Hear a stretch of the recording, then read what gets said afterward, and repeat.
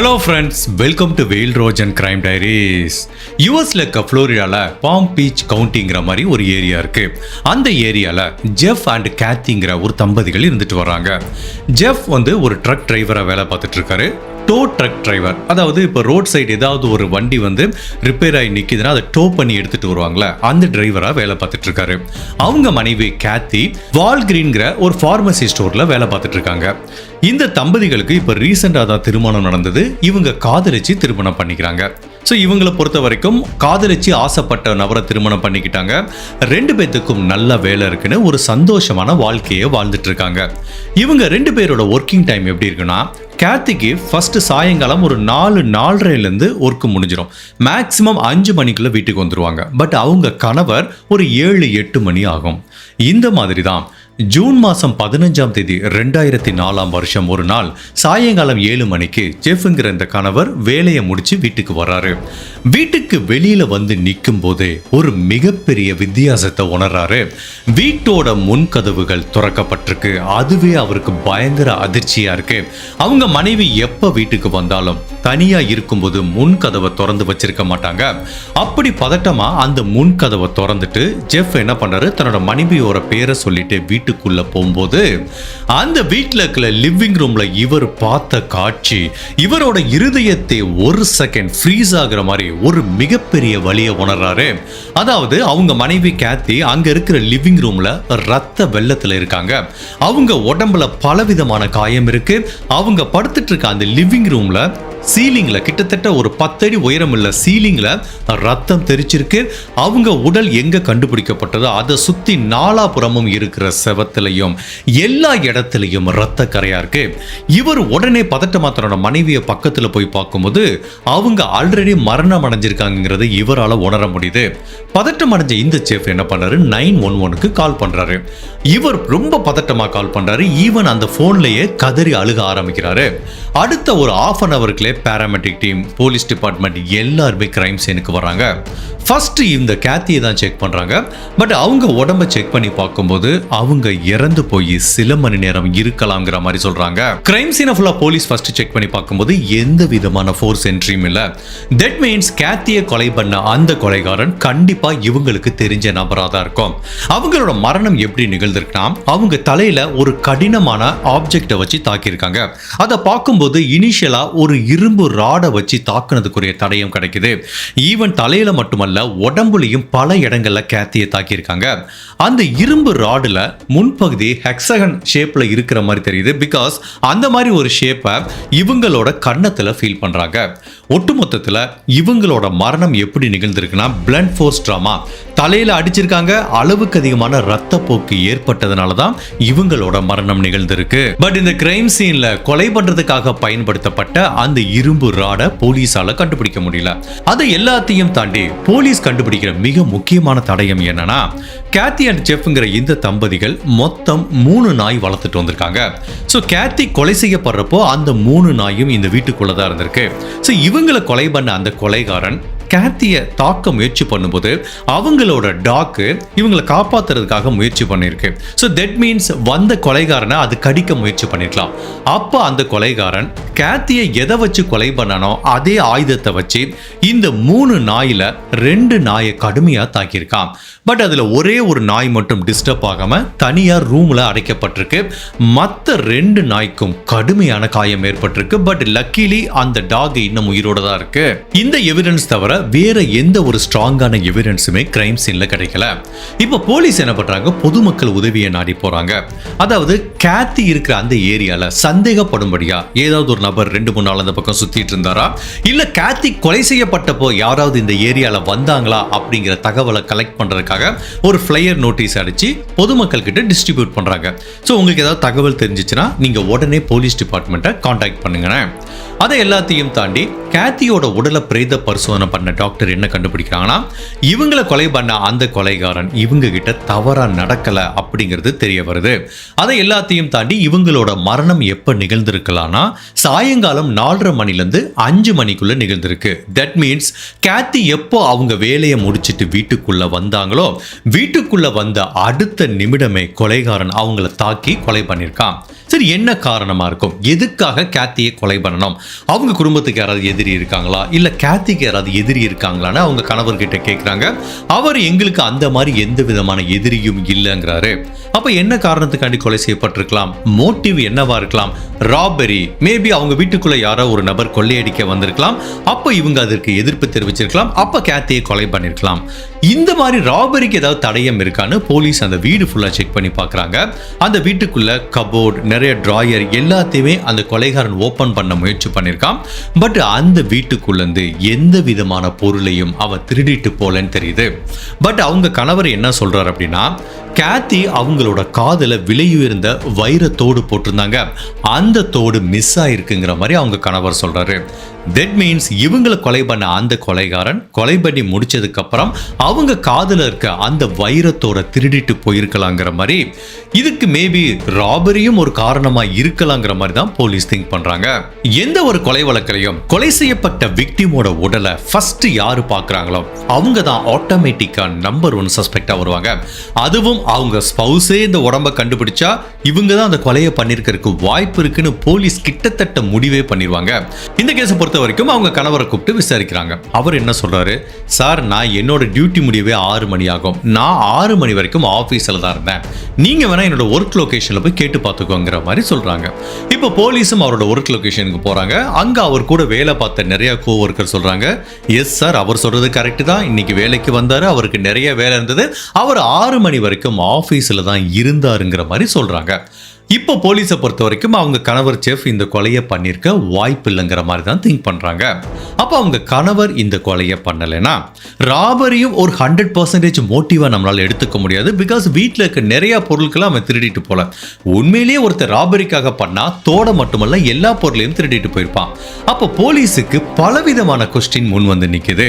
இவங்களை யாரு கொலை பண்ணிருப்பா, என்ன மோட்டிவுக்காக கொலை பண்ணிருப்பாங்க, இவ்வளவு கொடூரமா எதுக்காக கொலை பண்ணிருக்காங்க, வீட்டுக்குள்ள 3 நாய் இருக்கு, அதுல 2 நாயை மட்டும் தாக்கியிருக்கான், ஒரு நாயை ரூமுக்குள்ள வச்சு பூட்டிட்டு போயிருக்கான்.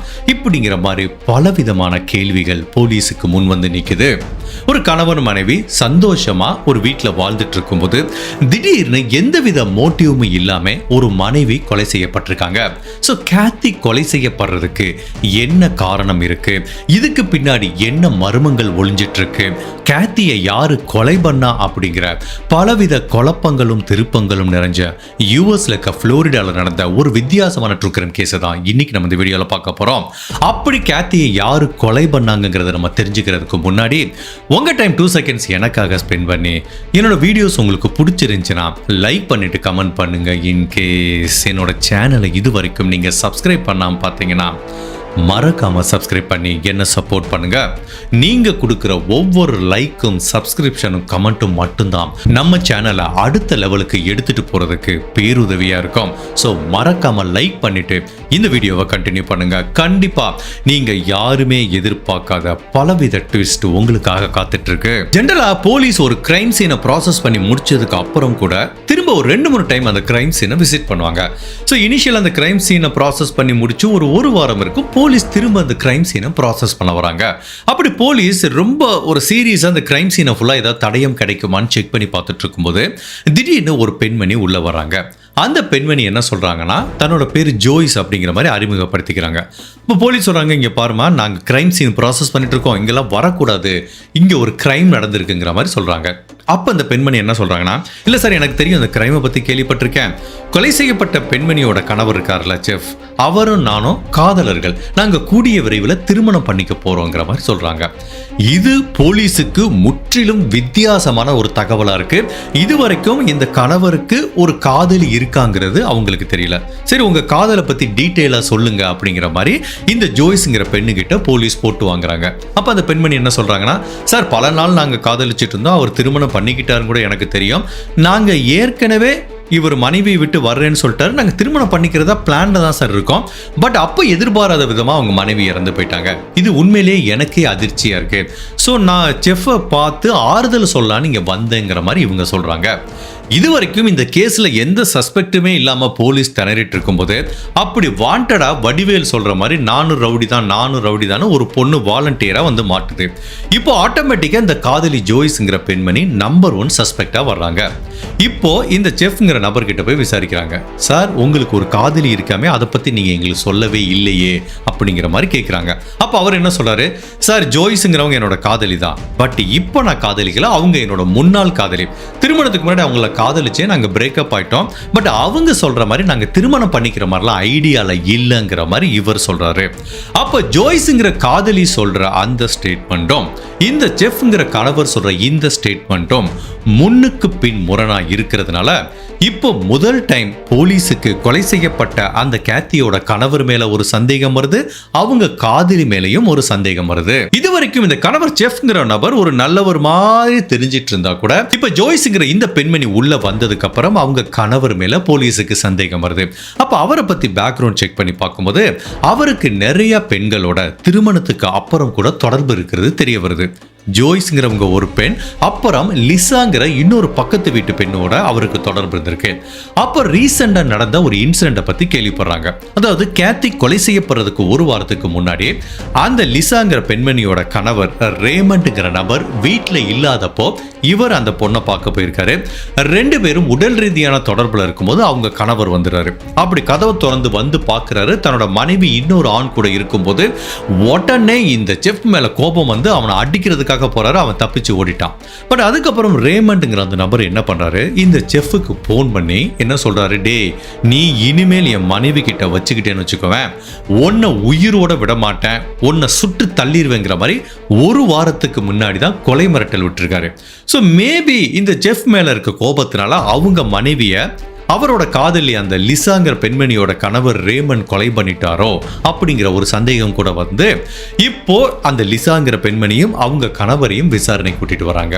பட் இவங்க 2 பேரும் கொலை நடந்தப்போ இந்த ஏரியாவிலே இல்லைங்கிறதுக்கு நிறைய தடயம் கிடைக்கிறதுனால சரி ஓகே, இது ஏதோ ஒரு கோஇன்சிடென்ஸ், இந்த ரேமண்ட்டுக்கும் இந்த லிசாக்கும் இந்த கொலைக்கும் எந்த தொடர்பும் இல்லை அப்படிங்கிற மாதிரி ஒரு கன்க்ளூஷனுக்கு வர்றாங்க. பட் அப்படி இருந்தாலும் போலீஸுக்கு இந்த கணவர் ஜெஃப் மேல ஒரு சின்ன சந்தேகம் இருந்துட்டே தான் இருக்கு. ஸோ கொலை நடந்தப்போ அவர் ஏற்கனவே ஆபீஸ்ல தான் இருந்தாங்க அப்படிங்கிறத நிறைய பேர் பார்த்திருக்காங்க. பட் அதை ஃபாரன்சிக் தடயத்தோட நிரூபிக்கணுங்கிறதுக்காண்டி அவரோட செல்போன் ரெக்கார்டை பார்க்கும்போது சாயங்காலம் கரெக்டா 5 மணிக்கு இவரோட காதலி, அதாவது ஒரு பெண்ணோட ஒரு வீட்டில் இருந்தார்ல போன வாரம், அந்த பெண் லிசா கிட்ட இருந்து ஒரு ஃபோன் வந்திருக்கு. அந்த ஃபோனை கரெக்டா 5 மணிக்கு இவர் அட்டன் பண்ணியிருக்காரு. அந்த கால் வரும்போது இவர் எங்க இருந்திருக்காருன்னா ஆபீஸ்ல இல்ல. இவரோட செல்போன் லொகேஷன் எங்க காட்டுதுன்னா இவங்க வீடு, அதாவது கேத்தி எங்க வச்சு கொலை செய்யப்பட்டாங்களோ அந்த ஏரியால இவரோட லொகேஷன் காட்டுறதுனால கண்டிப்பா ஜெஃப் அப்படிங்கிற இந்த நபர் போலீஸ் கிட்ட பொய் சொல்லியிருக்காருங்கிற மாதிரி தான் தெரியுது. அவர் முழு நேரமும் சாயங்காலம் 6 மணி வரைக்கும் ஆபீஸ்ல இல்ல. அப்படி ஆபீஸ்ல இருந்து அவரோட செல்போன் லொகேஷன் எப்படி அவங்க வீட்டுல காமிக்கும்? சோ இந்த தடயம் வந்ததுக்கு அப்புறம் இந்த கணவர் ஜெஃப் மேல போலீஸுக்கு சந்தேகம் அதிகப்படுது. இவர் மேல சந்தேகப்படுறதுக்கு பல காரணங்கள் போலீஸுக்கு கிடைக்க ஆரம்பிக்குது. இனிஷியலா கிரைம் சீன்ல போலீஸ் பார்க்கும்போது இவங்க வீட்டுல 3 நாய் வளர்த்துட்டு வந்தாங்க. அதுல 2 நாயை மட்டும்தான் அந்த கொலைகாரன் தாக்கியிருக்கான். ஒரு நாயை அந்த ரூமுக்குள்ள லாக் பண்ணிட்டு போயிருக்கான். So first of all police கிட்ட என்ன சொல்றான், சார் நான் வீட்டுக்குள்ள வரும்போது என்னோட மனைவி இறந்து கிடந்தாங்க, பக்கத்துல இந்த 2 நாய் மட்டும் இருந்தது, பட் ஏற்கனவே ஒரு நாய் ரூமுக்குள்ள இருந்திருக்கு சார், அதனாலதான் கொலைகாரன் அந்த நாயை தாக்கல, அதனாலதான் அந்த ஒரு நாய் கொலைகாரனை தாக்கவும் முயற்சி செய்யல, மிச்சம் இருக்க 2 நாயுமே லிவிங் ரூம்ல என்னோட ஒய்ஃப் கூட இருந்ததுனால தான் அது அந்த கொலைகாரனோட சண்டை போட்டிருக்கு, அவன் தாக்கியிருக்காங்கிற மாதிரி இந்த நபர் சொல்லியிருக்காரு. பட் கிரைம் சீன்ல அந்த ஒரு நாய் ரூமுக்குள்ள வச்சிருந்தாங்களே, அந்த ரூமை ஃபுல்லா பெட்ரூமை செக் பண்ணி பார்க்கும்போது அந்த ஒரு பெரிய நாய் அந்த பெட்ல ஃபுல்லா நடந்திருக்கு. பெட்ல ஃபுல்லா எங்க பார்த்தாலும் அந்த நாயோட ரத்தம் தோய்ந்த காலடி தடங்களை பார்க்கறாங்க. இதுக்கு என்ன அர்த்தம் அப்படின்னா, 3ஆவதா ரூம்ல அடைபட்டு இருந்த அந்த நாயும் லிவிங் ரூம்ல தான் இருந்திருக்கு கேத்தி கொலை செய்யப்படுறப்போ. அதனாலதான் கேத்தியோட ரத்தங்கள் அந்த 3ஆவது நாயோட கால்ல வந்திருக்கு. அதுக்கப்புறம் அந்த கொலைகாரன் அந்த நாய் ரூமுக்குள்ள போய் அடைச்சிருக்கான். அந்த நாயோட ரத்தம் தோய்ந்த கால் தடங்கள் பெட்ல வந்திருக்கு. ஸோ அப்போ இனிஷியலா இந்த கணவர் சொன்ன ஸ்டேட்மெண்ட்டும் கிரைம் சீன்ல கிடைச்ச தடயங்களும் முன்னுக்கு பின் முரணா இருக்கு. அவங்க கணவர் என்ன சொன்னாரு, கொலை பண்றதுக்கு முன்னாடியே அந்த நாய் ரூமுக்குள்ள தான் இருந்திருக்குன்னு சொல்லியிருக்காரு. பட் கொலை நடந்தப்ப அந்த 3வது நாயும் இங்க தான் இருந்திருக்கு. ஸோ கண்டிப்பா அவங்க கணவர் சொல்றதுல ஏதோ ஒரு விஷயம் பொய் அப்படிங்கிறது மட்டும் தெரியுது. இப்போ போலீஸுக்கு ஒரு ஐடியா வருது. ஓகே, இப்போ 2 நாயை அந்த கொலைகாரன் தாக்கி இருக்கான்ல, அந்த நாயும் அந்த கொலைகாரனை தாக்குறதுக்கு முயற்சி பண்ணிருக்கோம். இவன் இவ்வளவு தூரம் அந்த ஒரு இரும்பு கம்பியால நாயை அடிக்கும் போது அது ஒரு டைம் கூட அவனை கடிச்சிருக்காது. மேலும் அந்த நாய் என்ன பண்ணிருக்கும், அதோட நகங்களை வச்சு அந்த கொலைகாரனை பெராண்ட ட்ரை பண்ணிருக்கும்ல. அப்போ போலீஸ் என்ன பண்றாங்க, இந்த நாயோட வாயில போய் செக் பண்ணி பார்த்தா அந்த கொலைகாரனோட டிஎன்ஏ இருக்கிறதுக்கு சான்ஸ் இருக்கு. ஈவன் இந்த நாயோட விரல் நகை இடுக்கல பார்க்கும்போது அந்த கொலைகாரனோட டிஎன்ஏ கிடைக்கிறதுக்கு வாய்ப்பு இருக்குன்னு இப்போ கொலைகாரன் தாக்குன அந்த 2 நாயோட வாயில இருந்து டிஎன்ஏ எடுத்து பார்க்கறாங்க. அதோட விரல் நகை இடுக்கல இருந்து டிஎன்ஏ எடுத்து பார்க்கறாங்க. பட் அந்த ரிசல்ட் போலீஸ உண்மையிலேயே அதிர்ச்சிக்குள்ளாக்குது. அந்த நாயோட வாயில இருந்தும் விரல் நகை இடுக்கல இருந்தும் எந்த ஒரு மனிதனுக்கு சொந்தமான டிஎன்ஏவும் கண்டுபிடிக்கல. உடனே போலீஸுக்கு தலையே சுத்திருச்சு. ஒருத்தன் ஒரு நாயை இப்படி அடிக்கிறான், சாகிற அளவுக்கு அடிக்கிறான், அந்த நாய் எப்படி ஒரு டைம் கூட அவனை தாக்காம இருந்திருக்கும்? இதுக்குரிய காரணம் என்ன அப்படிங்கறத தெரிஞ்சுக்கிறதுக்காக இந்த டாக்கை பத்தியான பிஹேவியரல் அனாலிசிஸ் பண்றாங்க. அதுக்குரிய டாக் ட்ரைனிங் எக்ஸ்பர்ட் இருப்பாங்களா, அவங்க கிட்ட போய் கேட்கறாங்க. அப்போ அவங்க என்ன சொல்றாங்க அப்படின்னா, இப்போ வீட்டுக்குள்ள ஒரு இன்ட்ரூடர் வர்றான்னு வச்சுக்கோங்களேன், அந்த நாய் பயங்கரமா தாக்கி அவனை கடிச்சு கொதறி வச்சிரும். ஸோ இதுல எந்த விதமான சந்தேகமும் கிடையாது. இப்போ அந்த நாய்க்கு பரிச்சயமான ஒரு நபரோ, அந்த நாய்க்கு சொந்தக்காரரோ அந்த நாயை அவ்வளவு தூரம் கொடுமையா அடிச்சா கூட அது உண்மையிலேயே ரொம்ப நாள் அவங்க வளர்த்த நாயா இருந்தா அந்த நாய் ஓனரை திரும்ப கடிச்சு வைக்காது, எந்த விதமான தாக்குதலுக்கும் உட்படுத்தாது. ஸோ அதான் ஒரு ரீசனா இருக்குங்கிற மாதிரி அந்த டாக் ட்ரைனிங் எக்ஸ்பர்ட் சொல்றாங்க.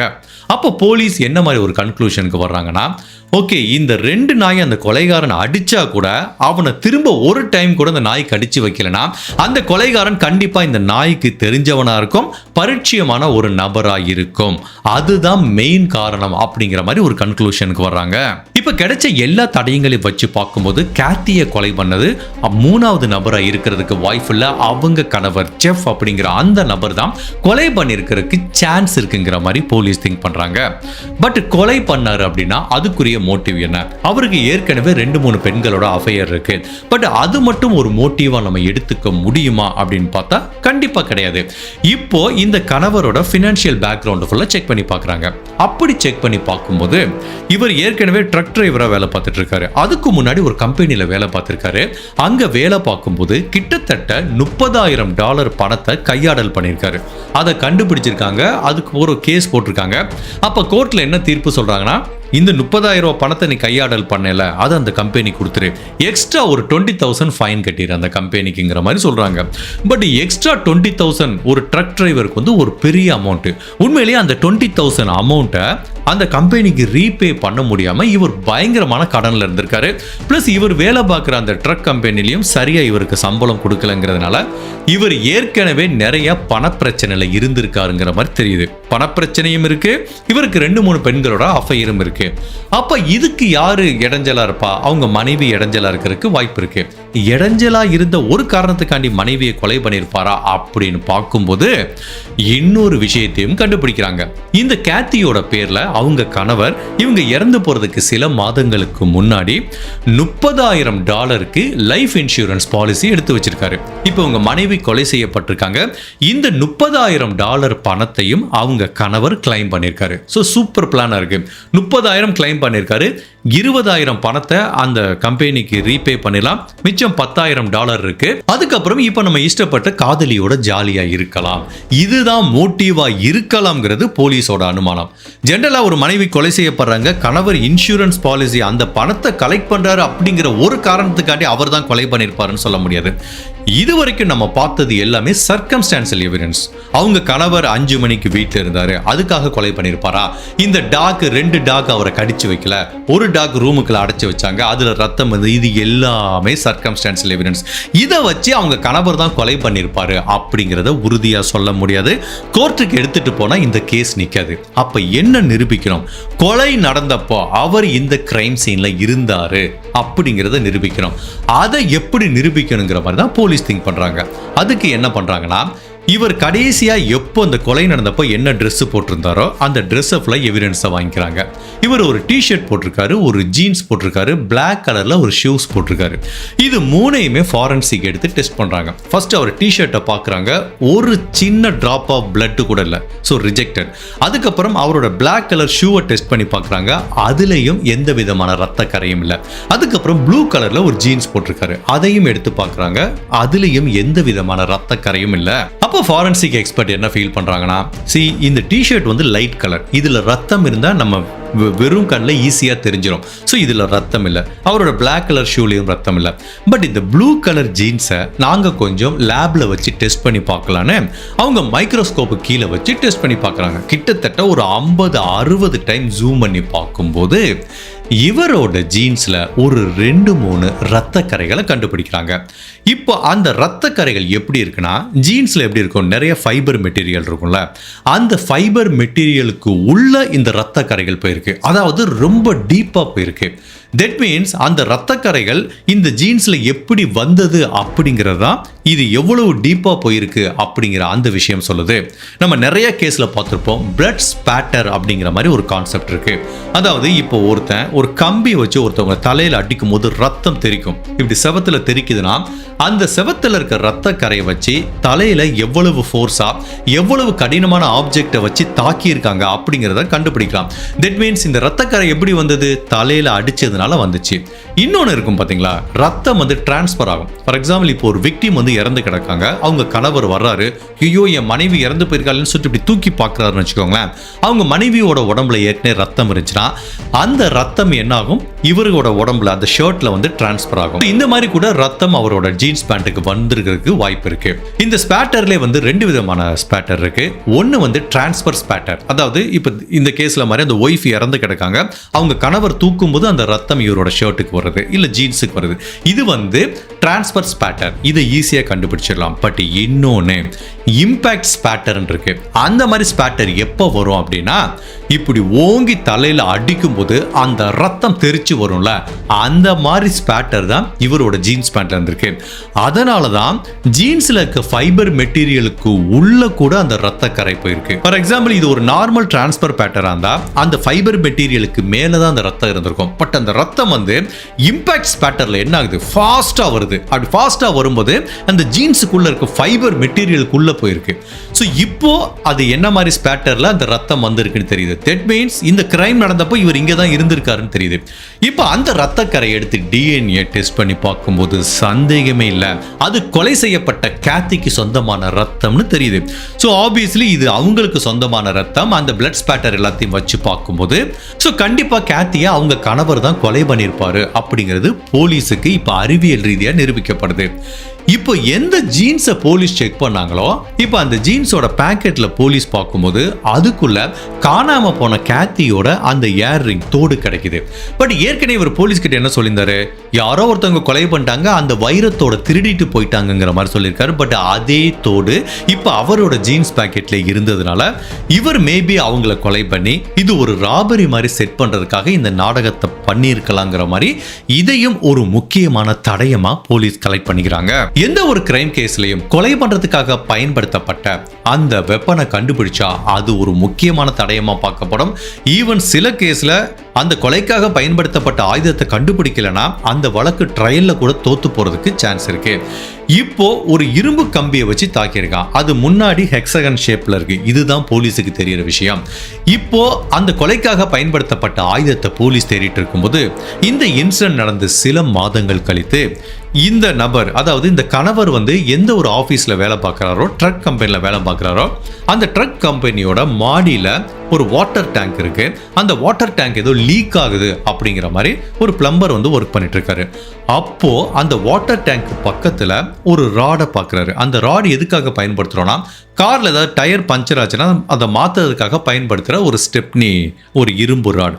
அதை பார்க்குறாரு. பட் அதுல நிறைய ரத்தம் காய்ந்த நிலையில இருக்கிறதுனால இவர் உடனே பதட்டப்பட்டு இதை பத்தி போலீஸுக்கு தகவல் சொல்றாரு.